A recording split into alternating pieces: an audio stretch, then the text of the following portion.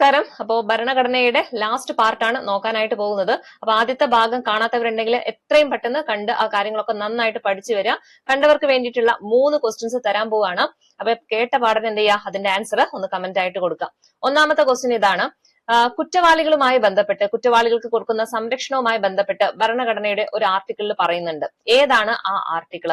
Okay, കുറ്റവാളികളുടെ സംരക്ഷണവുമായി ബന്ധപ്പെട്ട് വരുന്ന ആ ഒരു ആർട്ടിക്കിൾ ഏതാണെന്ന് ഒന്നാമത്തെ ആൻസർ ആയിട്ട് കൊടുക്കുക.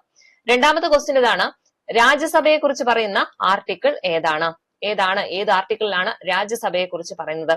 ഇനി മൂന്നാമത്തെ ക്വസ്റ്റ്യന്, ഏത് കമ്മിറ്റിയാണ്, ഏത് സബ് കമ്മിറ്റിയാണ് പഞ്ചായത്തി രാജിന് ഭരണഘടനാപരമായ അംഗീകാരം നൽകണമെന്ന് നിർദ്ദേശിച്ചത്? ഓക്കെ, അപ്പം ഈ മൂന്നിന്റെ ആൻസർ എത്രയും പെട്ടെന്ന് കേട്ട പാടന്നെ അതിന്റെ ആൻസർ ഒന്ന് കൊടുക്കുക കേട്ടോ. ഓക്കെ, അപ്പൊ നമുക്ക് ക്ലാസ്സിലേക്ക് കിടക്കാം. നമ്മൾ ആദ്യം പഠിക്കാൻ പോകുന്നത് ഭരണഘടനാ ഭേദഗതിയെ കുറിച്ചാണ്. അപ്പൊ ഏറ്റവും പ്രധാനപ്പെട്ട, ഒരുപാട് ചോദിച്ചിട്ടുള്ള ഏറ്റവും പ്രധാനപ്പെട്ട ഭേദഗതികളാണ് നമ്മൾ ആദ്യം പഠിച്ചെടുക്കാനായിട്ട് പോകുന്നത്. അതിലെ ആദ്യത്തെ ഭേദഗതിയാണ് 42ാം ഭേദഗതി എന്ന് പറയുന്നത്. അപ്പൊ കഴിഞ്ഞ ക്ലാസ്സിൽ ആമുഖവുമായി ബന്ധപ്പെട്ട് നമ്മൾ പറഞ്ഞതാണല്ലേ, ആമുഖം ഒരേ ഒരു തവണയെ ഭേദഗതി ചെയ്തിട്ടുള്ളൂ. അത് ഏത് ഭേദഗതിയിലൂടെ ആയിരുന്നു? ഏതായിരുന്നു അത്? ഈ പറഞ്ഞ 42ാം ഭേദഗതിയിലൂടെയാണ്. അങ്ങനെയാണെങ്കിൽ എന്നാണ് ഈ ഒരു 42ാം ഭേദഗതി പാസാക്കിയത്? എന്നാണ്? 1976 വർഷം മറക്കരുത്. 1976 42ാം ഭേദഗതി എന്നറിയപ്പെടുന്ന മിനി കോൺസ്റ്റിറ്റ്യൂഷൻ പാസ്സാക്കിയിട്ടുള്ളത്. ഓക്കെ, അങ്ങനെയാണെങ്കിൽ ഇത് നിലവിൽ വന്നത് എന്നാണെന്ന് ചോദിച്ചാൽ അത് 1976 അല്ല, 77 ജനുവരി 3 കേട്ടോ. തൊട്ടടുത്ത വർഷമാണ്. 1976 അത് പാസ്സാക്കുന്നത്. എന്നാൽ അത് ഈ ഒരു 42ാം ഭേദഗതി നിലവിൽ വരുന്നത് എന്നാണെന്ന് ചോദിച്ചാൽ 1977 ജനുവരി 3. ഓക്കെ, ക്ലിയർ അല്ലേ? ആ സമയത്തെ പ്രസിഡന്റ് ആരായിരുന്നു? ഫക്രുദ്ദീൻ അലി അഹമ്മദ് ആണ്. പ്രൈം മിനിസ്റ്റർ ആണെങ്കിൽ ഇന്ദിരാഗാന്ധിയാണ് കേട്ടോ. ഇന്ദിരാഗാന്ധി ഒക്കെ ചോദിക്കാറുണ്ട്. അപ്പം 42ാം ഭേദഗതി പാസ്സാക്കുന്ന സമയത്തെ പ്രസിഡന്റ് എന്ന് പറയുന്നത് ഫക്രുദ്ദീൻ അലി അഹമ്മദ് ആണ്. ആ സമയത്ത് നമ്മുടെ പ്രധാനമന്ത്രി എന്ന് പറയുന്നത് ആരാണ്? ഇന്ദിരാഗാന്ധിയാണ്. ഇനി ഈ ഒരു ഭേദഗതിയെ നിർദ്ദേശിച്ചിട്ടുള്ള കമ്മിറ്റി ഉണ്ട്. ഏതാണ് ആ കമ്മിറ്റി? സ്വരൺ സിംഗ് കമ്മിറ്റിയാണ്. ഓക്കെ, അപ്പൊ സ്വരൺ സിംഗ് കമ്മിറ്റിയാണ് ഈ ഒരു ഭേദഗതി നിർദ്ദേശിച്ച കമ്മിറ്റി എന്ന് പറയുന്നത്. ഇനി എന്തൊക്കെയാണ് ആ ഭേദഗതികൾ എന്ന് നോക്കാം. അതായത് 42ാം ഭേദഗതിയിലൂടെ എന്തൊക്കെ മാറ്റങ്ങളാണ് കൊണ്ടുവന്നിട്ടുള്ളത് നോക്കാം. അതിലെ ആദ്യത്തെ തന്നെ നമ്മുടെ ആമുഖവുമായി ബന്ധപ്പെട്ടിട്ടുള്ള കാര്യങ്ങളാണ്. സ്ഥിതി സമത്വം, മതേതരത്വം, അഖണ്ഡത എന്നീ വാക്കുകളാണ് ഇതിലേക്ക് കൂട്ടിച്ചേർത്തിട്ടുള്ളത്. എന്തൊക്കെയായിരുന്നു? സ്ഥിതി സമത്വം, മതേതരത്വം, അതുപോലെ തന്നെ വേറൊരു വാക്കുണ്ടല്ലോ, എന്തായിരുന്നത്? അഖണ്ഡത. ഓക്കെ, രാജ്യത്തിന്റെ അഖണ്ഡത എന്ന വാക്കും കൂടിയാണ് കൂട്ടിച്ചേർത്തിട്ടുള്ളത്. ഇതിന് പ്രകാരം ഇപ്പൊ എങ്ങനെയായിട്ടുണ്ട്? പരമാധികാര, സ്ഥിതി സമത്വ, മതേതര, ജനാധിപത്യ റിപ്പബ്ലിക് എന്നായിട്ടാണ് ഇപ്പൊ ആമുഖത്തിന്റെ അതിലെ ഉള്ളടക്കത്തിൽ പറയുന്നത്. എങ്ങനെയാ പറയുന്നത്? പരമാധികാര, സ്ഥിതി സമത്വ, മതേതര, ജനാധിപത്യ റിപ്പബ്ലിക് എന്നായിട്ടാണ് ഇനി ഇത് അറിയപ്പെടുന്നത്. ഓക്കെ, അതുപോലെ തന്നെ മറ്റൊരു ഭേദഗതി എന്ന് പറയുന്നത് 10 മൗലിക കടമകൾ കൂട്ടിച്ചേർത്തിട്ടുണ്ട്. ഓക്കെ, അപ്പൊ എത്ര മൗലിക കടമകളാണ് ഈ ഒരു ഭേദഗതിയിലൂടെ കൂട്ടിച്ചേർത്തിട്ടുള്ളത്? 10 മൗലിക കടമകളാണെന്ന് ഓർത്തു വെച്ചേക്കാം. അപ്പൊ വേണമെങ്കിൽ ചോദിക്കും, 10 മൗലിക കടമകൾ കൂട്ടിച്ചേർത്തത് ഏത് ഭേദഗതിയിലൂടെയാണെന്ന് ചോദിച്ചാൽ അതേതാണ് ഭേദഗതി? 42ാം ഭേദഗതിയിലൂടെയാണ്. ഓക്കെ അല്ലേ? അതുപോലെ തന്നെ മറ്റൊരു കാര്യം എന്ന് പറയുന്നത് നമ്മുടെ ലിസ്റ്റുമായി ബന്ധപ്പെട്ട് ലിസ്റ്റിലെ നമ്മുടെ സ്റ്റേറ്റ് ലിസ്റ്റിൽ ഉണ്ടായിരുന്ന കുറച്ച് വിഷയങ്ങൾ എന്ന് പറയുമ്പോൾ 5 വിഷയങ്ങൾ എന്ത് ചെയ്തു? കൺകറന്റ് ലിസ്റ്റിലേക്ക് മാറ്റപ്പെട്ടു. അപ്പൊ അതേത് ഭേദഗതിയിലൂടെയാണ്? ഈ പറഞ്ഞ 42ാം ഭേദഗതിയിലൂടെയാണ്. അപ്പൊ ഏതൊക്കെയാണ് ആ മാറ്റപ്പെട്ട കാര്യങ്ങൾ എന്ന് നോക്കാം. ഒന്ന്, വിദ്യാഭ്യാസം, വനം, വന്യജീവി സംരക്ഷണം, അളവ് തൂക്ക സമ്പ്രദായം, അതുപോലെ തന്നെ സുപ്രീം കോടതിയും ഹൈക്കോടതിയും ഒഴികെയുള്ള മറ്റു കോടതികളിലെ ഭരണ സമ്പ്രദായം. ഇതൊക്കെയായിരുന്നു എങ്ങോട്ടേക്ക് മാറ്റിയത്? കൺകറന്റ് ലിസ്റ്റിലേക്ക് മാറ്റിയത്. ഓക്കെ, അപ്പൊ അതിന് മുന്നേ എവിടെയായിരുന്നു? സ്റ്റേറ്റ് ലിസ്റ്റിലായിരുന്നു. അതെന്ത് ചെയ്തു? 42ാം ഭേദഗതിയിലൂടെ എങ്ങോട്ടേക്ക് മാറ്റി? കൺകറന്റ് ലിസ്റ്റിലോട്ടേക്ക് മാറ്റി. ഏതൊക്കെയാണ് ആ സബ്ജക്ട്? വനം, വിദ്യാഭ്യാസം, വന്യജീവി സംരക്ഷണം. ഒരേ ട്യൂണിൽ അങ്ങ് പഠിക്കാം. ഒന്ന് വിദ്യാഭ്യാസം, ആദ്യം അത് പറയാം. വിദ്യാഭ്യാസം, വനം, വന്യജീവി സംരക്ഷണം. വിദ്യാഭ്യാസം, വനം, വന്യജീവി സംരക്ഷണം. അതിന്റെ കൂടെ ഒരു അളവ് തൂക്ക സമ്പ്രദായവും, അതിന്റെ കൂടെ തന്നെ എന്തുകൂടി ഓർത്തു വെക്കണം? സുപ്രീം കോടതിയും ഹൈക്കോടതിയും ഒഴികെയുള്ള മറ്റു കോടതികളിലെ ഭരണ സമ്പ്രദായം. ഓക്കെ, 1, 2, 3, 4, 5. കറക്റ്റ് 5 ആണല്ലോ. അപ്പൊ ഇതാണ് ഈ 5 വിഷയങ്ങളാണ് എങ്ങോട്ടേക്ക് മാറ്റിയത്? കൺകറന്റ് ലിസ്റ്റിലേക്ക് മാറ്റിയിട്ടുള്ളത്. അപ്പൊ ഇത് ഈ ഒരു ഭേദഗതിയിലൂടെയാണ് കൊണ്ടുവന്നിട്ടുള്ളത്.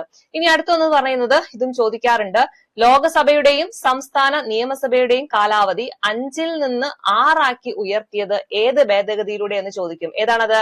42ാം ഭേദഗതിയിലൂടെ. ഓക്കെ, ഓർത്തു വെച്ചേക്കണേ. ലോകസഭയുടെയും അതുപോലെ തന്നെ സംസ്ഥാന നിയമസഭയുടെയും കാലാവധി എന്ത് ചെയ്തു? 5-ൽ നിന്ന് ആദ്യം 5 ആയിരുന്നു, അതെന്ത് ചെയ്തു? 6-ലേക്ക് മാറ്റിയിട്ടുണ്ടായിരുന്നു. അത് ഏത് ഭേദഗതിയിലൂടെയാണ്?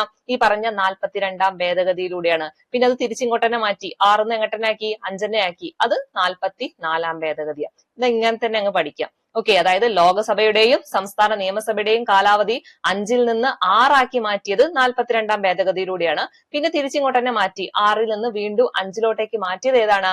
44-ാം ഭേദഗതിയിലൂടെയാണ്.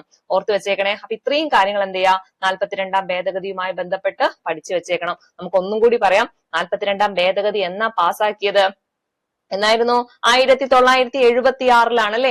നിലവിൽ വന്നതാണ് 1977 ജനുവരി 3 എന്ന് പറയുന്നത്. ആ സമയത്തെ പ്രസിഡന്റ് എന്ന് പറയുന്നത് ഫക്രുദ്ദീൻ അലി അഹമ്മദ് ആണ്. അതുപോലെ തന്നെ പ്രൈം മിനിസ്റ്റർ എന്ന് പറയുന്നത് ഇന്ദിരാഗാന്ധിയാണ്. ഇനി ഇത് നിർദ്ദേശിച്ച കമ്മിറ്റി ഏത് എന്ന് ചോദിച്ചാൽ അതേതാണ്? സ്വരൺ സിംഗ് കമ്മിറ്റിയാണ്. അതുപോലെ തന്നെ എന്തൊക്കെ മാറ്റങ്ങളാണ് ഇതിലൂടെ കൊണ്ടുവന്നത് എന്ന് ചോദിച്ചാൽ ആമുഖത്തില് സ്ഥിതി സമത്വം, മതേതരത്വം, അതുപോലെ തന്നെ അഖണ്ഡത എന്നീ വാക്കുകൾ കൂട്ടിച്ചേർത്തു. ഓക്കെ, അതുപോലെ തന്നെ 10 മൗലിക കടമകൾ കൂടി എന്ത് ചെയ്തു? ഈ ഒരു ഭേദഗതിയിലൂടെ കൂട്ടിച്ചേർത്തു. പിന്നെ എന്തായിരുന്നു? സ്റ്റേറ്റ് ലിസ്റ്റിൽ നിന്ന് 5 വിഷയങ്ങൾ എന്ത് ചെയ്തു? കൺകറന്റ് ലിസ്റ്റിലോട്ടേക്ക് മാറ്റപ്പെട്ടു. ഏതൊക്കെയായിരുന്നു ആ 5 സബ്ജക്റ്റുകൾ എന്ന് പറയുന്നത്? 1 വിദ്യാഭ്യാസം, 2 വനം, പിന്നെ ഏതായിരുന്നു? വന്യജീവി സംരക്ഷണം, അളവ് തൂക്ക് സമ്പ്രദായം, സുപ്രീം കോടതിയും ഹൈക്കോടതിയും ഒഴികെയുള്ള മറ്റു കോടതികളിലെ ഭരണ സമ്പ്രദായം. ഇത്രയും 5 സബ്ജക്റ്റുകളായിരുന്നു കൺകറന്റ് ലിസ്റ്റിലോട്ടേക്ക് മാറ്റപ്പെട്ടിട്ടുണ്ടായിരുന്നത്. പിന്നീട് ഒരു മാറ്റം കൂടി വന്നു അല്ലെ? എന്തായിരുന്നു അത്? ലോകസഭയുടെയും സംസ്ഥാന നിയമസഭയുടെയും കാലാവധി 5-ൽ നിന്ന് 6 ഉയർത്തിയത് ഏത് ഭേദഗതിയിലൂടെയാണ്? 42-ാം ഭേദഗതിയിലൂടെയാണ്. ഓക്കെ അല്ലേ? ഇത്രയും കാര്യം ക്ലിയർ അല്ലേ? ഇനി അടുത്ത ഭേദഗതി പഠിക്കാൻ പോകുന്നത് 44-ാം ഭേദഗതിയാണ്. 44-ാം ഭേദഗതി പാസ്സാക്കിയത് എന്നാണെന്ന് ചോദിച്ചാൽ 1978 ആണ്. ഓർത്തു വെച്ചേക്കണേ. മറ്റേത് 42-ാം ഭേദഗതി നമ്മൾ പറഞ്ഞു 1976. അത് നിലവിൽ വന്നത് 1977 ആണ്. 44-ാം ഭേദഗതി പാസ്സാക്കിയത് 78, നിലവിൽ വരുന്നത് 1979. നോക്കൂ, 76, 77, 78, 79. കറക്റ്റ് ആ ഒരു പാറ്റേണിൽ അങ്ങ് പഠിച്ചു വെച്ചാൽ മതി. ഓക്കെ, നിലവിൽ വന്ന മാസവും ഡേറ്റും കൂടി ഓർത്തു വെക്കണം കേട്ടോ. കുറെ മുന്നത്തെ ഒരു പരീക്ഷയിൽ മാസവും ഡേറ്റും ചോദിച്ചിട്ടുണ്ട്. അപ്പൊ ഈ 44-ാം ഭേദഗതി നിലവിൽ വന്നത് 1979 ഏപ്രിൽ 30-നാണ്. എന്നാണ്? ഏപ്രിൽ 30-ന്.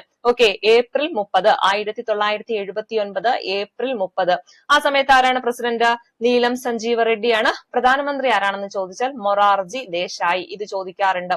മൊറാർജി ദേശായി ആയിരുന്നു 44-ാം ഭേദഗതി വരുന്ന സമയത്ത് പ്രധാനമന്ത്രി എന്ന് പറയുന്നത്. ഇനി എന്തൊക്കെ ഭേദഗതികളാണ് ഇതിലൂടെ കൊണ്ടുവന്നിട്ടുള്ളത് എന്ന് നോക്കാം. ഒന്നാമത്തേത് ആർട്ടിക്കിൾ 300A കൂട്ടിച്ചേർത്തു. എന്താണത്? സ്വത്തവകാശത്തെ പറ്റി പറയുന്നതാണ് അല്ലെ? ആർട്ടിക്കിൾ 300A കൂട്ടിച്ചേർത്തു. അത് ഏത് ഭേദഗതിയിലൂടെയാണ്? ഈ പറഞ്ഞ 44-ാം ഭേദഗതിയിലൂടെ. അപ്പൊ സ്വത്തവകാശത്തെ കൂട്ടിച്ചേർത്തത് ഏത് ഭേദഗതിയിലൂടെയാണെന്ന് ചോദിച്ചാൽ അത് ഏതാണ്? 44-ാം ഭേദഗതിയാണ്.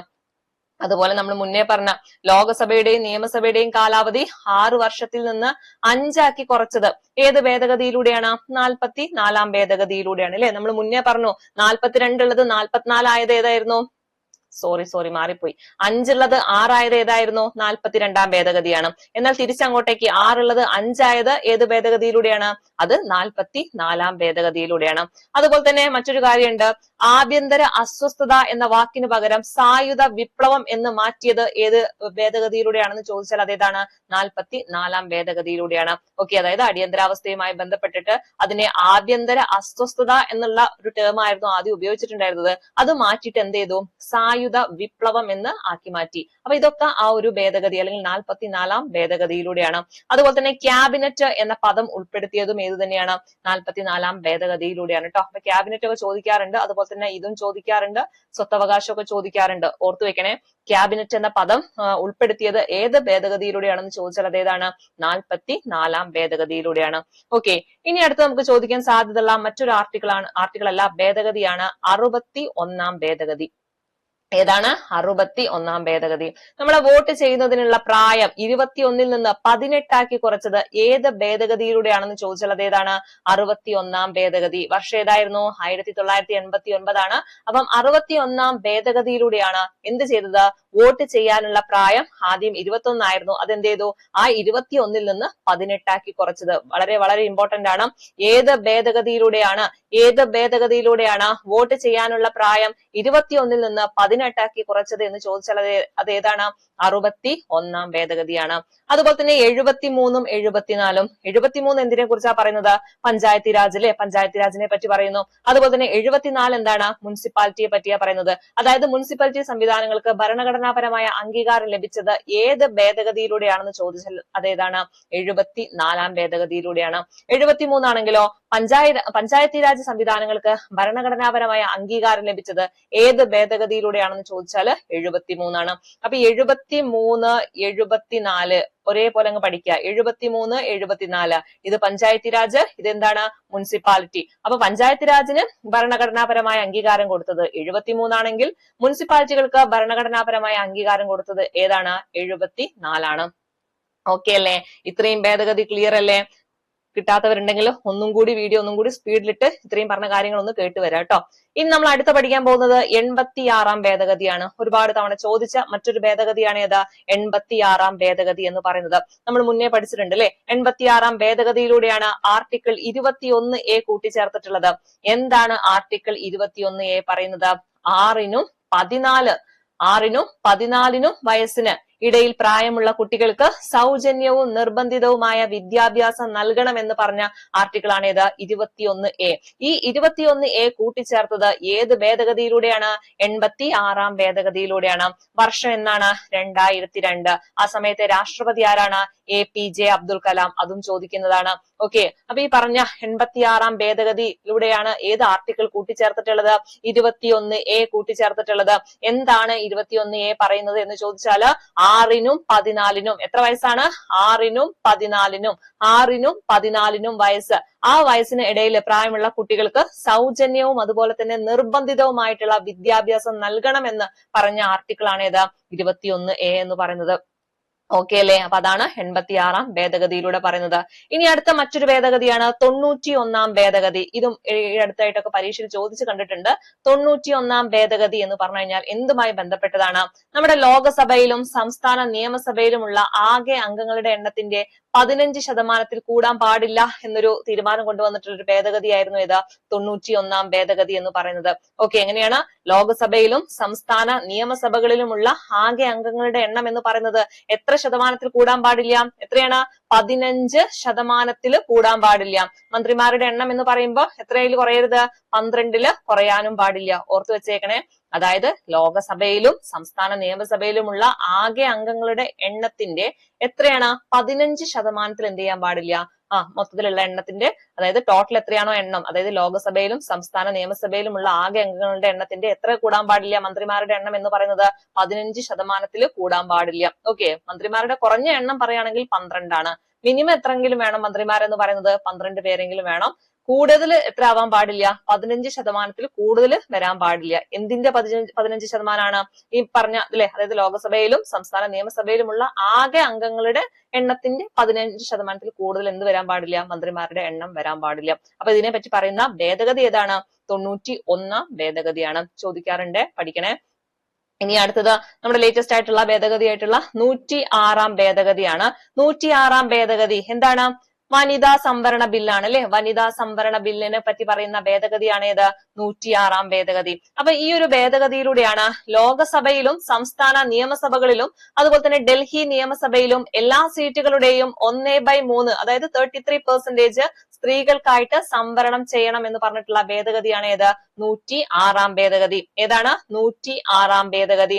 അതിന്റെ ബില്ലും ചോദിക്കാറുണ്ട്. അതേതാണ്? 128 ഭേദഗതി ബില്ലാണ്. 128 ഭേദഗതി ബില്ലാണ് 106 ഭേദഗതി എന്ന് പറയുന്നത് കേട്ടോ. മാറിപ്പോകരുത്. 106 ഭേദഗതിയാണ്, പക്ഷെ ബില്ല് ചോദിച്ചാൽ അതേതാണ്? 128 ഭേദഗതി ബില്ലാണ്. ഓക്കെ, അപ്പൊ ഓർത്തു വെച്ചേക്കണം. എന്താണ് 106 ഭേദഗതി പറയുന്നത്?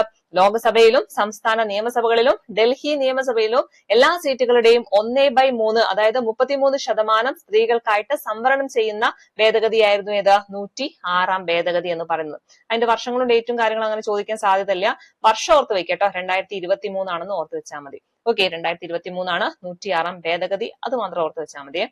ഇനി അടുത്തത് ഭേദഗതിയൊക്കെ കഴിഞ്ഞു. ഇനി നമ്മൾ നോക്കുന്നത് ഗവർണറുമായി ബന്ധപ്പെട്ട് ഇങ്ങനെ ഈ അടുത്തായിട്ട് ഇങ്ങനെ ചോദ്യങ്ങൾ വരാറുണ്ട്. അപ്പൊ ഗവർണറെ പറ്റിയിട്ട് നമുക്ക് കുറച്ച് ഡീറ്റെയിൽ ആയിട്ട് നോക്കാം. ഗവർണറെ പറ്റി പറയുന്ന ആർട്ടിക്കിൾ ഏതെന്ന് ചോദിച്ചാൽ അതേതാണ്? 153 ആണ് കേട്ടോ. 153. അപ്പൊ ഗവർണറെ പറ്റി പറയുന്ന ആർട്ടിക്കിൾ ഏത് എന്ന് ചോദിച്ചാൽ അത് ഏതാണ്? 153. നമുക്കറിയാം സംസ്ഥാനത്തിന്റെ കാര്യനിർവഹണ വിഭാഗത്തിന്റെ തലവനാണ് ആര്? ഗവർണർ എന്ന് പറയുന്നത്. ഓക്കെ, അപ്പൊ ഭരണനിർവഹണത്തിന്റെ തലവൻ ആരാണ്? അത് നമ്മുടെ മുഖ്യമന്ത്രിയാണ് അല്ലെ. പക്ഷെ കാര്യനിർവഹണ വിഭാഗത്തിന്റെ തലവനാണ് ആര്? ഗവർണർ എന്ന് പറയുന്നത്. ഇപ്പൊ ഈ ഗവർണർക്കും നമ്മുടെ രാഷ്ട്രപതിയെ പോലെ തന്നെയാണ് നാമമാത്രമായിട്ടുള്ള അധികാരമുള്ളൂ അല്ലെ. ബാക്കിയുള്ള കാര്യങ്ങളൊക്കെ ആരാണ് തീരുമാനിക്കുന്നത്? ആ മുഖ്യമന്ത്രി അടങ്ങുന്ന ആ മന്ത്രിസഭയാണ് തീരുമാനം എടുക്കുന്നത്. എന്നാൽ നമ്മുടെ ഗവർണറെ സംബന്ധിച്ചിടത്തോളം എന്താണ്? വളരെ നാമമാത്രമായിട്ടുള്ള അധികാരങ്ങളേ ഉള്ളൂ. ഓക്കെ, അതുപോലെ തന്നെ ഗവർണറെ പറ്റി പറയുകയാണെങ്കിൽ ഒരു സംസ്ഥാനത്ത് ഒരു ഗവർണർ എന്ന രീതിയൊന്നല്ല.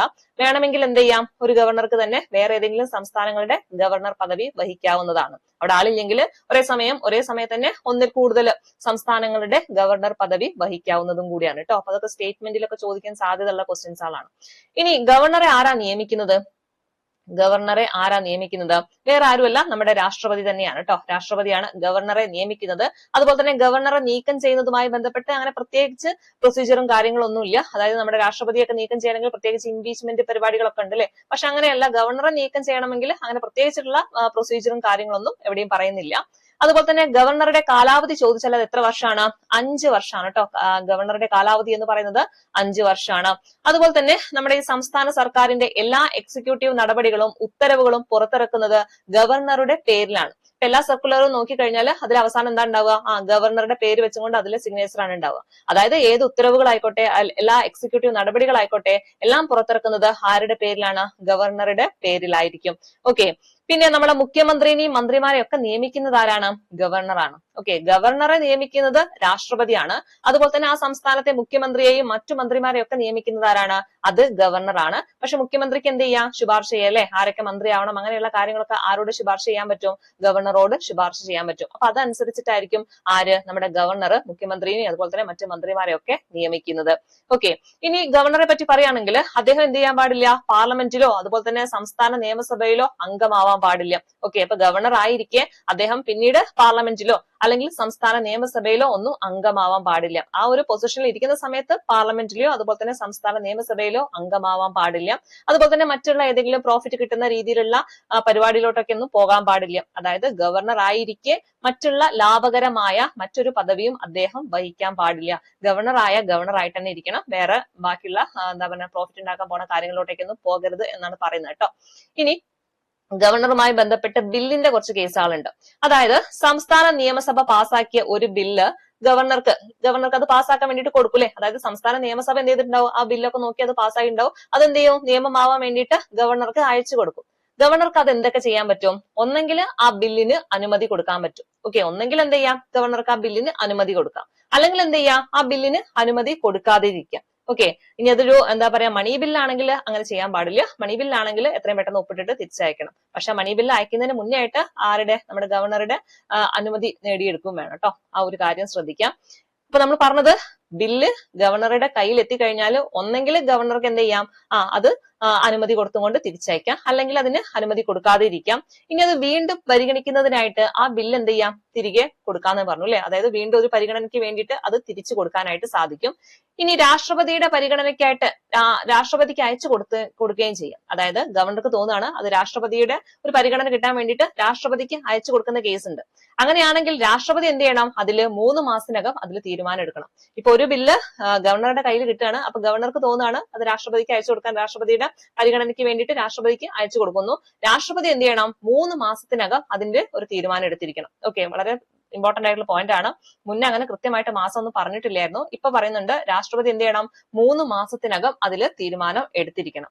അതുപോലെ തന്നെ നമ്മൾ പറഞ്ഞു മണി ബില്ലിന്റെ കേസ് ആണെങ്കിൽ മണി ബില്ലുകൾ സംസ്ഥാന നിയമസഭയിൽ അവതരിപ്പിക്കണമെങ്കിൽ എന്ത് ചെയ്യണം? ഗവർണറുടെ മുൻകൂർ ശുപാർശ ആവശ്യമാണ് കേട്ടോ. അതായത് മുൻകൂർ അനുമതി ആവശ്യമാണ്. ഓക്കെ, അപ്പൊ ഇത്രയും കാര്യങ്ങൾ എന്ത് ചെയ്യാം? ഗവർണറുമായി ബന്ധപ്പെട്ടിട്ട് ഒന്ന് ഓർത്തു വെച്ചേക്കാം. ഒന്നും കൂടി ഞാൻ പറയാം. ഗവർണറെ പറ്റി പറയുന്ന ആർട്ടിക്കിൾ ഏത് എന്ന് ചോദിച്ചാൽ അതേതാണ്? നമ്മൾ പഠിച്ചു 153. ഏതാണ്? 153. 153ലാണ് ഗവർണറെ കുറിച്ച് പറയുന്ന ആർട്ടിക്കിൾ എന്ന് പറയുന്നത്. നമ്മൾ പറഞ്ഞു ഗവർണർ എന്ന് പറഞ്ഞാൽ എന്താ? കാര്യനിർവഹണ വിഭാഗത്തിന്റെ തലവനാണ് അല്ലെ. കാര്യനിർവഹണ വിഭാഗത്തിന്റെ തലവനാണ്. അതുപോലെ തന്നെ അദ്ദേഹത്തിന്റെ പദവി എന്ന് പറഞ്ഞു കഴിഞ്ഞാൽ വളരെ നാമമാത്രമായിട്ടുള്ള അല്ലെങ്കിൽ അധികാരം മാത്രമേ അദ്ദേഹത്തിനുള്ളൂ അല്ലെ. രാഷ്ട്രപതിയെ പോലെ ഒരു നാമമാത്രമായിട്ടുള്ള അധികാരം മാത്രമേ ആർക്കുള്ളൂ? ഗവർണർക്കുള്ളൂ. അതുപോലെ തന്നെ നമ്മൾ പറഞ്ഞു ഗവർണർക്ക് ഒരേ സമയം ഒന്നിലധികം സംസ്ഥാനങ്ങളുടെ ഗവർണർ പദവി വഹിക്കാവുന്നതാണ്. ഓക്കെ, അതായത് ഗവർണർ എന്ന് പറയുമ്പോൾ ഒരു സംസ്ഥാനം സംസ്ഥാനത്തിന്റെ മാത്രമല്ല, വേണമെങ്കിൽ എന്ത് ചെയ്യാം, വേറെ ഏതെങ്കിലും സംസ്ഥാനങ്ങളുടെ പദവിയും കൂടി ആർക്ക് വഹിക്കാൻ പറ്റും, ഗവർണർക്ക് വഹിക്കാൻ പറ്റും. ഇനി ഗവർണറെ നിയമിക്കുന്നത് ആരാണെന്ന് ചോദിച്ചാൽ അത് ആരായിരുന്നു? ഗവർണർ ആരാ നിയമിക്കുക? വേറെ ആരുമല്ല, രാഷ്ട്രപതിയാണ് അല്ലെ. രാഷ്ട്രപതിയാണ് ഗവർണറെ നിയമിക്കുന്നത്. എന്നാൽ മന്ത്രിമാരെയും മുഖ്യമന്ത്രിയും ഒക്കെ നിയമിക്കുന്നത് ആരാണ്? അത് നമ്മുടെ ഗവർണറാണ്. ഓക്കെ അല്ലേ? പിന്നെ നമ്മൾ പറഞ്ഞു ഗവർണർ ആയിരിക്കെ അദ്ദേഹം പാർലമെന്റിലെയോ അതുപോലെ തന്നെ സംസ്ഥാന നിയമസഭയിലെയോ അംഗമാകാൻ പാടില്ല. അതുപോലെ തന്നെ മറ്റുള്ള ലാഭകരമായിട്ടുള്ള ഒരു പദവിയും വഹിക്കാനും പാടുള്ളതല്ല. പിന്നെ ഒരു ബില്ലിന്റെ കേസ് നമ്മൾ പറഞ്ഞു, ബില്ല് ഒന്നെങ്കിൽ എന്ത് ചെയ്യാം, ഗവർണർക്ക് അത് അംഗീകരിച്ചു കൊടുക്കാം, അല്ലെങ്കിൽ ആ ബില്ലിന് അനുമതി കൊടുക്കാതിരിക്കാം, അല്ലെങ്കിൽ എന്ത് ചെയ്യാം, വീണ്ടും പരിഗണിക്കുന്നതിനായിട്ട് തിരിച്ചു കൊടുക്കാവുന്നതാണ്. പക്ഷെ മണി ബില്ലിന്റെ കേസിൽ അങ്ങനെ തിരിച്ച് കൊടുക്കാൻ പാടില്ല. അത് എന്ത് ചെയ്യണം, പെട്ടെന്ന് തന്നെ ഒപ്പിട്ട് അയച്ചു കൊടുക്കണം. ഇനി രാഷ്ട്രപതിയുടെ അംഗീകാരത്തിനായിട്ട് നമ്മൾ രാഷ്ട്രപതിക്ക് അയച്ചു കൊടുത്തു കഴിഞ്ഞാൽ അദ്ദേഹം എന്ത് ചെയ്യണം, 3 മാസത്തിനകം തന്നെ അത് തിരിച്ച് അതിലൊരു തീരുമാനം എടുത്തിട്ട് തിരിച്ചയക്കേണ്ടതാണ്. ഓക്കെ, അപ്പൊ ആ കാര്യങ്ങളൊക്കെ അവിടെ ഓർത്തു വെച്ചേക്കാം. ക്ലിയർ ആയല്ലോ? ഇനി നമ്മൾ അടുത്ത പഠിക്കാൻ പോകുന്നത് സംസ്ഥാന മന്ത്രിസഭയുമായി ബന്ധപ്പെട്ടിട്ടുള്ള കാര്യങ്ങളാണ്. ഈ അടുത്തൊരു പരീക്ഷയിൽ ഈ മന്ത്രിസഭയുമായി ബന്ധപ്പെട്ട് ഇങ്ങനെ ചോദ്യങ്ങൾ കയറി വന്നിട്ടുണ്ടായിരുന്നു. മുന്നേ അങ്ങൊന്നും ഇങ്ങനെ ചോദ്യങ്ങൾ വരാറില്ലായിരുന്നു. പക്ഷെ ഇപ്പം കുറച്ചായിട്ട് ഈ ഒരു ഭാഗങ്ങളിൽ നിന്നൊക്കെ ചോദ്യങ്ങൾ വരുന്നുണ്ട്. അപ്പൊ നമുക്ക് ആ കാര്യങ്ങൾ കൂടി എന്ത് ചെയ്യാം, ഒന്ന് പഠിച്ചെടുക്കാം. ഓക്കെ, നോക്കാം. ഇതിൽ നമ്മൾ ഓർത്തിരിക്കേണ്ട ആദ്യത്തെ ഒരു ആർട്ടിക്കിൾ ആണ് ആർട്ടിക്കിൾ 163. ഏതാണ്? 153 അല്ല കേട്ടോ, 153 ഏതാണ്? ഗവർണറെ പറ്റിയാ പറയുന്നത്. ഇതിലെ 163 ആണ് എന്തിനെ പറ്റി പറയുന്നത്? ഗവർണറെ ഭരണകാര്യങ്ങളിൽ സഹായിക്കുവാനും ഉപദേശിക്കുവാനും മുഖ്യമന്ത്രി നയിക്കുന്ന ഒരു മന്ത്രിസഭ ഉണ്ടായിരിക്കണം എന്ന് പറയുന്ന ഒരു ആർട്ടിക്കിൾ ആണ് ഇത് 163 എന്ന് പറയുന്നത്. ഓക്കെ, അപ്പൊ മുഖ്യമന്ത്രിമാർ നയിക്കുന്ന ഒരു മന്ത്രിസഭയും ഉണ്ടായിരിക്കണം എന്ന് പറയുന്ന ആ ഒരു ആർട്ടിക്കിൾ ഏതാണ്? 163. അതായത് ഗവർണറെ ഭരണകാര്യങ്ങളിൽ സഹായിക്കാൻ വേണ്ടിയിട്ട്, ഗവർണറെ ഉപദേശിക്കാനൊക്കെ വേണ്ടിയിട്ട് മുഖ്യമന്ത്രി നയിക്കുന്ന ഒരു മന്ത്രിസഭ ഉണ്ടായിരിക്കണം എന്ന് പറയുന്ന ഭരണഘടനയിലെ ആർട്ടിക്കിൾ ഏത് എന്ന് ചോദിച്ചാൽ അതേതാണ്? ആർട്ടിക്കിൾ 163 ആണ്. ഓക്കെ, ഇനി അടുത്ത് പറഞ്ഞ നമ്മൾ മുന്നേ പറഞ്ഞതാണ്, ഒരു സംസ്ഥാനത്തെ മന്ത്രിമാരുടെ പരമാവധി അംഗസംഖ്യ എന്ന് പറഞ്ഞാൽ എത്രയിൽ കൂടാൻ പാടില്ല? 15% കൂടാൻ പാടില്ല. അതായത് ആ നിയമസഭയിലെ മൊത്തം അംഗങ്ങളുടെ 15% കൂടാൻ പാടില്ല. അതുപോലെ തന്നെ 12 പേരിൽ കുറയാനും പാടില്ല കേട്ടോ. 12 എണ്ണത്തിൽ കുറയാൻ പാടില്ല മന്ത്രിമാർ എന്ന് പറയുന്നത്. ഓക്കെ, ആ കാര്യങ്ങളൊക്കെ അവിടെ ഒന്ന് ഓർത്തു വെച്ചേക്കാം. ഇനി ഇവിടെ നിന്ന് നമുക്ക് ചോദിക്കാൻ സാധ്യത ഉള്ളതാണ് മുഖ്യമന്ത്രിയുമായി ബന്ധപ്പെട്ട് വരുന്ന കുറച്ച് കാര്യങ്ങൾ. അങ്ങനെയാണെങ്കിൽ മുഖ്യമന്ത്രിയെ പറ്റി പറയുന്ന അല്ലെങ്കിൽ മുഖ്യമന്ത്രിയുടെ നിയമനത്തെ കുറിച്ച് പറയുന്ന ആർട്ടിക്കിൾ ഏത് എന്ന് ചോദിച്ചാൽ 164 ഒന്നാണ് കേട്ടോ. ആർട്ടിക്കിൾ 164 ഒന്നിലാണ് മുഖ്യമന്ത്രിയുടെ നിയമനത്തെ കുറിച്ച് പറയുന്നത്. ഇനി 164 2 പറയുന്നത് എന്താണ്? മുഖ്യമന്ത്രിക്ക് സംസ്ഥാന നിയമനിർമ്മാണ സഭയോട് കൂട്ടുത്തരവാദിത്തമായിരിക്കണം ഉണ്ടാകേണ്ടത്. അപ്പൊ അതിനെ പറ്റി പറയുന്ന അല്ലെങ്കിൽ മുഖ്യമന്ത്രിയുടെ ആ ഒരു കൂട്ടുത്തരവാദിത്തത്തെ പറ്റി പറയുന്ന ആർട്ടിക്കിൾ ചോദിച്ചാൽ ആ തൊട്ടടുത്ത ആർട്ടിക്കിൾ തന്നെയാണ് 164 2 അപ്പൊ മുഖ്യമന്ത്രിയുമായി ബന്ധപ്പെട്ട് ഓർത്തു വെക്കേണ്ട ആർട്ടിക്കിൾ ഏതാണ്? 164. ഓക്കെ, 164 2 മുഖ്യമന്ത്രിക്ക് എന്താ നിയമനിർമ്മാണ സഭയോട് കൂട്ടുത്തരവാദിത്തമായിരിക്കും ഉള്ളത് എന്നതിനെ പറ്റിയിട്ടാണ് പറയുന്നത്. ഓക്കെ അല്ലേ? ഇനി മുഖ്യമന്ത്രിയുമായി ബന്ധപ്പെട്ട് ചോദിക്കാൻ സാധ്യത ഉള്ളത്, ഇന്ത്യയിലെ മുഖ്യമന്ത്രി പദവിയിൽ എത്തിയിട്ടുള്ള ആദ്യ വനിത ആര് എന്ന് ചോദിച്ചാൽ അതാരാണ്? സുജേത കൃപലാനിയാണ് കേട്ടോ. ഓർത്തു വെച്ചേക്കണേ, ഇന്ത്യയില് മുഖ്യമന്ത്രി പദവിയിൽ എത്തുന്ന ആദ്യത്തെ വനിതയാണ് ആര്? സുജേത കൃപലാനി എന്ന് പറയുന്നത്. എന്നാൽ മുഖ്യമന്ത്രി പദവിയിൽ എത്തിയിട്ടുള്ള ആദ്യ മലയാളി വനിത ചോദിച്ചാൽ അതാരാണ്? അത് ജാനകി രാമചന്ദ്രനാണ് കേട്ടോ. ജാനകി രാമചന്ദ്രനാണ് മുഖ്യമന്ത്രി പദവിയിൽ എത്തുന്ന ആദ്യത്തെ മലയാളി വനിത. എവിടുത്തെ മുഖ്യമന്ത്രിയായിരുന്നു? തമിഴ്നാട് മുഖ്യമന്ത്രിയായിരുന്നു. അപ്പൊ മുഖ്യമന്ത്രി പദവിയിൽ എത്തിയിട്ടുള്ള ആദ്യത്തെ മലയാളി വനിതയാണ് ആര്? ജാനകി രാമചന്ദ്രൻ എന്ന് പറയുന്നത്. കേരളത്തിന്റെ ആദ്യത്തെ മുഖ്യമന്ത്രി ആരായിരുന്നു? അത് നമ്മുടെ EMS നമ്പൂതിരിപ്പാടാണ് കേട്ടോ. അതും കൂടി അവിടെ നിന്ന് മറക്കാതെ വെക്കാം. ഇനി നമുക്ക് അടുത്ത് പഠിക്കാനുള്ളത് സംസ്ഥാന നിയമനിർമ്മാണ സഭയെ പറ്റിയിട്ടാണ് കേട്ടോ. ഇവിടെ നിന്നും ചോദ്യങ്ങൾ വരാറുണ്ട്. അപ്പൊ സംസ്ഥാന നിയമനിർമ്മാണ സഭ എന്ന് പറഞ്ഞാൽ എന്താണ്? ഈ പറഞ്ഞ നമ്മൾ മുന്നേ പറഞ്ഞ ഗവർണറും നിയമനിർമ്മാണ സഭയും ചേർന്നതാണ് എന്താ? സംസ്ഥാന നിയമനിർമ്മാണ സഭ എന്ന് പറയുന്നത്. എന്നാൽ ചില സംസ്ഥാനങ്ങളിൽ ദ്വിമണ്ഡല സഭ ഉണ്ടായിരിക്കും, 2 സഭ ഉണ്ടായിരിക്കും അല്ലെ. നമ്മളിപ്പോ കേരളത്തെ സംബന്ധിച്ചിടത്തോളം എന്താ, ഒരു നിയമസഭ മാത്രമേ ഉള്ളൂ അല്ലെ. എന്നാൽ ചില സംസ്ഥാനങ്ങളിൽ 2 സഭകൾ ഉണ്ടായിരിക്കും. അങ്ങനെയുള്ള സംസ്ഥാനങ്ങളെയാണ് നമ്മൾ എന്തെന്ന് വിളിക്കുന്നത്? ദ്വിമണ്ഡല സഭ എന്ന് പറയുന്നത്. എന്താണ്? ദ്വിമണ്ഡല സഭ. അങ്ങനെയാണെങ്കിൽ ഏതൊക്കെ സംസ്ഥാനങ്ങൾക്കാണ് ദ്വിമണ്ഡല സഭകൾ ഉള്ളത്, അല്ലെങ്കിൽ 2 സഭകളുള്ള സംസ്ഥാനങ്ങൾ ഏതൊക്കെയാണെന്ന് ചോദിക്കും. ഏതൊക്കെയാണത്? കർണാടക, ഉത്തർപ്രദേശ്, മഹാരാഷ്ട്ര, ബീഹാർ, ആന്ധ്രാപ്രദേശ്, തെലുങ്കാന. ഏതൊക്കെയാണ്? ഇത് ഓർത്തു വെക്കാൻ വേണ്ടിയിട്ട് ജസ്റ്റ് നിങ്ങൾക്ക് ഒരു കോഡ് തരാം. കുംഭ അതിന്റെ കൂടെ ഒരു ടീയും കൂടി കൊടുക്കുക. കുംഭ. ഓക്കെ, മുന്നേ ജമ്മു കാശ്മീർ ഉണ്ടായിരുന്നു, അപ്പൊ അതില്ല. അതുകൊണ്ട് കുംഭ ടി. കുംഭ എന്ന് പറയുമ്പോ കെ എന്താണ്? കേരള അല്ല, കർണാടക. ഏതാണ്? കേരളത്തിന് ഒന്നല്ലേ ഉള്ളൂ, അപ്പൊ പിന്നെ അത് തെറ്റൂല. കെ എന്ന് പറഞ്ഞാൽ കർണാടക, യു എന്താ ഉത്തർപ്രദേശ്, എം എന്ന് പറഞ്ഞാൽ മഹാരാഷ്ട്രയാണ് കേട്ടോ. വേറെയും സംസ്ഥാനം ഉണ്ട്, പക്ഷെ മഹാരാഷ്ട്രയാണ് ഇവിടെ എം ആയിട്ട് നോക്കേണ്ടത്. പിന്നെ ബി എന്ന് പറഞ്ഞാൽ ബീഹാർ ആണ്, എ എന്ന് പറഞ്ഞാൽ ആന്ധ്രാപ്രദേശ് ആണ്, പിന്നെയുള്ള നമ്മുടെ ടി എന്ന് പറഞ്ഞാൽ തെറ്റിക്കരുത്, തമിഴ്നാടല്ല തെലുങ്കാനയാണ്. ചിലപ്പോ ഓപ്ഷനിൽ തമിഴ്നാട് കാണും, തെറ്റിപ്പോവരുത്. ദ്വിമണ്ഡല സഭയുള്ള ഒരു സംസ്ഥാനമാണ് ഇത് തെലുങ്കാന എന്ന് പറയുന്നത്. അപ്പൊ ഏതൊക്കെയാണ് സംസ്ഥാനങ്ങള്? കർണാടക, ഉത്തർപ്രദേശ്, മഹാരാഷ്ട്ര, ബീഹാർ, അതുപോലെ തന്നെ ആന്ധ്രാപ്രദേശ്, തമിഴ്നാട്. ഈ പറഞ്ഞ സംസ്ഥാനങ്ങൾക്കാണ് ദ്വിമണ്ഡല സഭകളുള്ളത്. ഓക്കെ, ഇനി സംസ്ഥാന നിയമസഭയുടെ അംഗസംഖ്യ ചോദിച്ചു കഴിഞ്ഞാൽ എത്ര പേരാണ്? 60 മുതൽ 500 വരെയാണ് കേട്ടോ. അതായത് സംസ്ഥാന നിയമസഭയുടെ അംഗസംഖ്യ ഏറ്റവും കുറഞ്ഞത് എത്രയാണ്? 60 പേര്, മാക്സിമം എത്രയാണ്? 500. അപ്പൊ 60 to 500 എന്ന് ഓർത്തു വെച്ചേക്കാം. സംസ്ഥാന നിയമസഭയിലെ അംഗസംഖ്യ എത്രയാണ്? 60 മുതൽ 500 വരെയാണ്. ഏറ്റവും കുറഞ്ഞത് 60 പേരാണ്, ഏറ്റവും കൂടിയത് എത്ര പേരാണ്? 500 പേരാണ്. ഓക്കെ, ഇനി അടുത്തത് നിയമസമിതിയെ പറ്റിയിട്ടാണ് പറയുന്നത്. അതായത് നമ്മളിപ്പോ മുന്നേ പറഞ്ഞല്ലോ ദ്വിമണ്ഡല സഭയുള്ള സംസ്ഥാനങ്ങൾ ഉണ്ടെന്ന് പറഞ്ഞല്ലോ, അതിൽ വരുന്ന ഒരു സഭയാണ് ഏത്? നിയമസമിതി എന്ന് പറയുന്നത്. അതായത് ദ്വിമണ്ഡല സഭയുള്ള സംസ്ഥാനങ്ങളുടെ ഉപരിസഭയെയാണ് എന്തെന്ന് വിളിക്കുന്നത്? നിയമസമിതി എന്ന് പറയുന്നത്. നമുക്ക് എന്താ ഉള്ളത്? നിയമസഭയാണ് ഉള്ളത്. എന്നാൽ ഈ പറഞ്ഞ ദ്വിമണ്ഡല സഭയുള്ള സംസ്ഥാനങ്ങളിൽ എന്തുണ്ട്? നിയമസമിതി കൂടിയുണ്ട്. ഓക്കെ, അങ്ങനെയാണെങ്കിൽ ഈ നിയമസമിതിയിൽ എത്രയാണ് കുറഞ്ഞ അംഗങ്ങൾ എന്ന് ചോദിച്ചാൽ എത്ര പേരാണ്? 40 പേരാണ്. എത്ര പേരാണ്? 40 പേരാണ് ഏറ്റവും കുറഞ്ഞ അംഗങ്ങൾ എന്ന് പറയുന്നത്. അപ്പൊ സംസ്ഥാന നിയമസമിതിയുള്ള സംസ്ഥാനങ്ങളില് ഈ നിയമസമിതിയിലെ അംഗങ്ങൾ ഏറ്റവും കുറഞ്ഞത് എത്ര പേരാണ്? 40 പേരും. ഏറ്റവും കൂടിയത് ചോദിച്ചു കഴിഞ്ഞാല് മൊത്തം അംഗസംഖ്യയുടെ 1/3 പേരായിരിക്കണം. ഓക്കെ, മൊത്തം അംഗസംഖ്യയുടെ 1/3 പേരായിരിക്കണം പരമാവധി അംഗസംഖ്യ എന്ന് പറയുന്നത്. ഓക്കെ, അതായത് മൊത്തം സംസ്ഥാന നിയമസഭയുടെ 1/3 പേരാണ് അതിലെ പരമാവധി അംഗസംഖ്യ എന്ന് പറയുന്നത്. ഇനി നിയമസമിതിക്ക് എന്തില്ല? പ്രത്യേകിച്ച് കാലാവധി ഒന്നും പറയുന്നില്ല. അംഗങ്ങളുടെ കാലാവധി ചോദിച്ചാൽ 6 വർഷമാണ്. നമ്മൾ മുന്നേ രാജ്യസഭ പഠിച്ചല്ലോ, ആ സമയത്ത് പറഞ്ഞിട്ടുണ്ടായിരുന്നു അല്ലെ, രാജ്യസഭയുടെ കാലാവധി ആയിട്ട് പറയുന്നില്ല, പക്ഷെ രാജ്യസഭാംഗങ്ങളുടെ കാലാവധിയാണ് എന്തെന്ന് പറയുന്നത്? 6 വർഷം എന്ന് പറയുന്നത്. അതായത് രാജ്യസഭയ്ക്ക് കാലാവധിയായിട്ട് നമ്മൾ പറയൂല, കാലാവധി ഇല്ല. അതേപോലെ തന്നെയാണ് നിയമസമിതിക്കും എന്തില്ല? കാലാവധി ഇല്ല. അവിടെ നിയമസമിതിയിലെ അംഗങ്ങളുടെ കാലാവധിയാണ് 6 വർഷം എന്ന് പറയുന്നത്. അതുപോലെ തന്നെ നിയമസമിതിയിലെ മൊത്തം അംഗസംഖ്യയുടെ 1/3 ഭാഗം എന്ത് ചെയ്യണം? ഓരോ 2 വർഷം കൂടുമ്പോഴും പിരിഞ്ഞു പോകണം. നമ്മൾ മുന്നേ പറഞ്ഞ രാജ്യസഭയുടെ അതേ കേസ് തന്നെയാണ്. ഓക്കെ അല്ലേ? അപ്പൊ ഇത്രയും കാര്യങ്ങളൊന്ന് ഈ ഒരു ഭാഗത്ത് പഠിക്കട്ടോ. ഞാൻ പറഞ്ഞ കാര്യങ്ങൾ ഒന്നുകൂടി പറയാം. സംസ്ഥാന നിയമനിർമ്മാണ സഭയെ പറ്റിയിട്ടാണ് നമ്മൾ പറഞ്ഞത്. ദ്വിമണ്ഡലമുള്ള സഭകളുണ്ട് അല്ലെ, സംസ്ഥാനങ്ങളുണ്ട്. ഏതൊക്കെയായിരുന്നു അത്? കർണാടക, ഉത്തർപ്രദേശ്, മഹാരാഷ്ട്ര, ബീഹാർ, ആന്ധ്രാപ്രദേശ്, തെലുങ്കാന. ഇവർക്കൊക്കെ ദ്വിമണ്ഡല സഭകളാണുള്ളത്. അവിടെ നമ്മൾ പറഞ്ഞു സംസ്ഥാന നിയമസഭയുടെ അംഗസംഖ്യ ചോദിച്ചാൽ എത്രയാണ്? മിനിമം 60ഉം മാക്സിമം 500 പേരാണ്. അതുപോലെ തന്നെ നമ്മൾ പറഞ്ഞു നിയമസമിതിയെ പറ്റി പറഞ്ഞു അല്ലെ. നിയമസമിതി എന്ന് പറഞ്ഞാൽ ദ്വിമണ്ഡല സഭയുള്ള സംസ്ഥാനങ്ങളിലെ ഉപരിസഭയാണ് എന്ത്? നിയമസമിതി എന്ന് പറയുന്നത്. അവിടെ ഏറ്റവും കുറഞ്ഞത് എത്രയാണ്? 40 പേരാണ്. പരമാവധി അംഗസംഖ്യ എന്ന് പറയുമ്പോൾ സംസ്ഥാന നിയമസഭയുടെ 1/3 ഭാഗമാണ്. അതുപോലെ നിയമസമിതിക്ക് എന്തില്ല?